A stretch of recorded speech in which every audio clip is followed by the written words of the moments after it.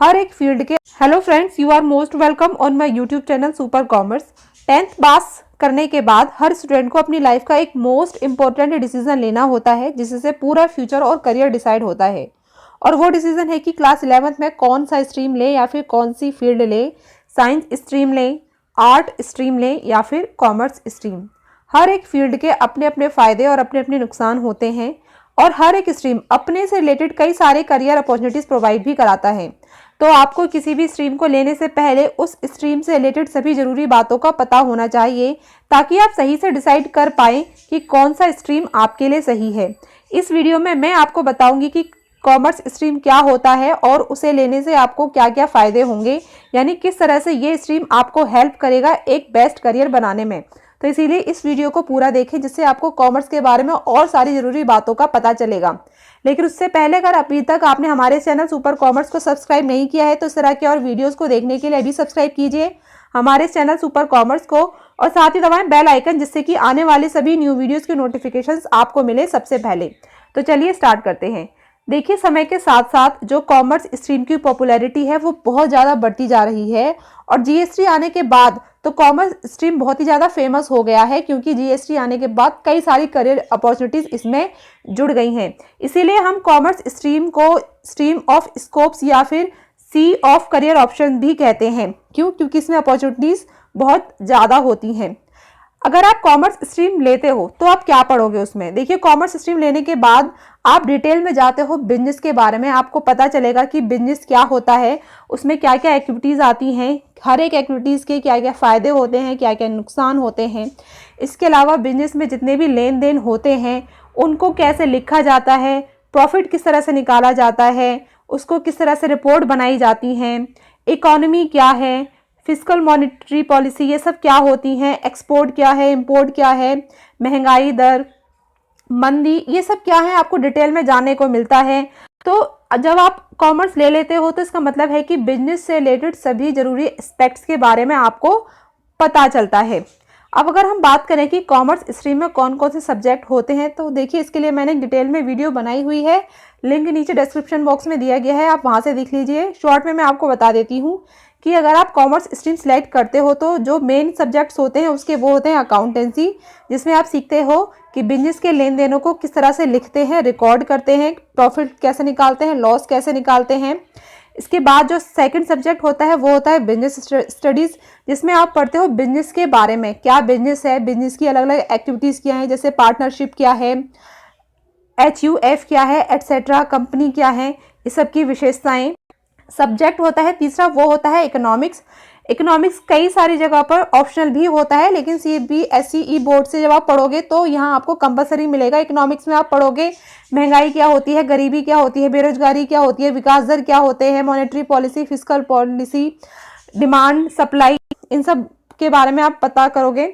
इसके बाद एक लैंग्वेज होता है। अब जरूरी नहीं है कि इंग्लिश लो, इंग्लिश के अलावा हिंदी भी हो सकती है, लेकिन मेजर जो इसमें ली जाती है सब्जेक्ट वो लैंग्वेज में इंग्लिश ही ऑप्ट की जाती है, ना कि हिंदी। फिर आता है इसका फिफ्थ सब्जेक्ट। फिफ्थ सब्जेक्ट हर स्टूडेंट के पास अलग अलग होता है, जो कि होता है मैथ या फिर मैथ के अलावा कोई और। ज़्यादातर स्टूडेंट्स ऑप्ट करते हैं मैथ, अगर उनका मैथ अच्छा है। लेकिन जिन स्टूडेंट्स का मैथ अच्छा नहीं होता तो वो कॉमर्स को बिना मैथ के साथ भी ले लेते हैं।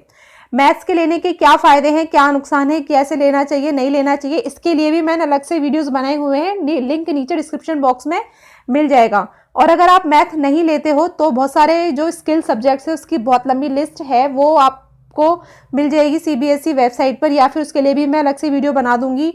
सब्जेक्ट्स के बाद अगर हम बात करें कि कॉमर्स करने के बाद आपको क्या क्या करियर अपॉर्चुनिटीज़ मिलेंगी, तो देखिए करियर अपॉर्चुनिटीज़ की जो लिस्ट है वो बहुत लंबी है। यहाँ पर मैंने मोस्ट पॉपुलर और फेमस करियर है वो बताए हैं, जैसे कि कॉमर्स करने के बाद आप बन सकते हो चार्टर्ड अकाउंटेंट, CA, ये बहुत ही फेमस और पॉपुलर करियर है आफ्टर कॉमर्स स्ट्रीम। उसके बाद बन सकते हो आप कंपनी सेक्रेटरी, यानी जो कि कंपनी के लॉ से रिलेटेड काम को संभालती है। फिर आता है कॉस्ट एंड मैनेजमेंट अकाउंटेंट, जो किसी भी फर्म के किसी भी बिजनेस के कॉस्ट से रिलेटेड कामों को देखता है और उसको मैनेज करता है। इसके अलावा आप अलग अलग एरिया में मैनेजर भी बन सकते हो। अलग अलग एरिया का मतलब है कि मैनेजर की जो फील्ड है वो ही 40 से ज़्यादा है। और आप कॉमर्स बनने के बाद चीफ एग्जीक्यूटिव ऑफिसर, जो कि कंपनी में सीनियर लेवल पोस्ट होती है, चीफ फाइनेंशियल ऑफिसर, ये भी सीनियर लेवल पोस्ट होती है, ये भी बन सकते हो। या फिर आप बैंक में जॉब इजीली पा सकते हो, आरबीआई के गवर्नर, चीफ इकोनॉमिक एडवाइजर जो कि सरकारी होता है, यानी प्राइम मिनिस्टर को एडवाइस करता है, वो भी आप कॉमर्स फील्ड में आने के बाद बन सकते हो। या फिर टैक्स में आपका इंटरेस्ट है तो टैक्स ऑडिटर, टैक्स कंसल्टेंट ये बन सकते हो। या फिर अगर लॉ में आपका इंटरेस्ट है लेकिन आप जनरली लॉ नहीं करना चाहते तो आप कॉमर्स लेने के बाद कमर्शियल लॉयर बन सकते हो। अगर आपको शेयर में इंटरेस्ट है तो आप स्टॉक ब्रोकर बन सकते हो। या फिर अगर आपको टीचिंग लाइन में जाना है तो आप वो भी जा सकते हो। इसके अलावा कॉमर्स पढ़ने के बाद आपको बिजनेस का पूरा आइडिया हो जाता है, जो कि आपको सिखाएगा कि पैसा कैसे कमाया जाता है और पैसे को कैसे मैनेज किया जाता है। ये जो पैसा मैनेज करने वाला पॉइंट है ना, ये बहुत इंपॉर्टेंट पॉइंट है, क्योंकि पैसा कमा तो हर कोई लेता है लेकिन पैसे को मैनेज करना बहुत ही मुश्किल काम होता है।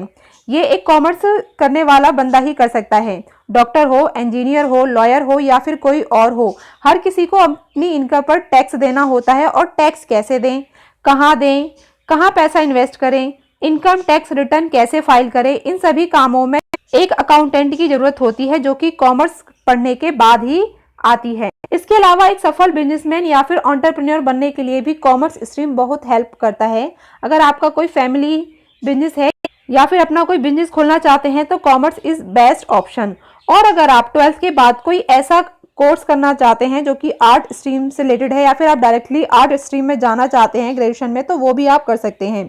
यहाँ पर मैं लास्ट में कॉमर्स करियर के ऑप्शंस के बारे में एक बात और बताना चाहूंगी कि अगर आप एमबीए करना चाहते हो तो सिर्फ एमबीए में ही 40 से ज़्यादा ऑप्शंस है, जैसे कि hotel management, fashion designing management, event management, education management, telecom management, agriculture management, cost management, financial management etcetera. तो आई होप इस वीडियो से आपको काफ़ी हद तक समझ में आ गया होगा कि कॉमर्स फील्ड क्या है और कैसे ये आपके लिए एक वरदान साबित हो सकता है आपका करियर चमकाने में।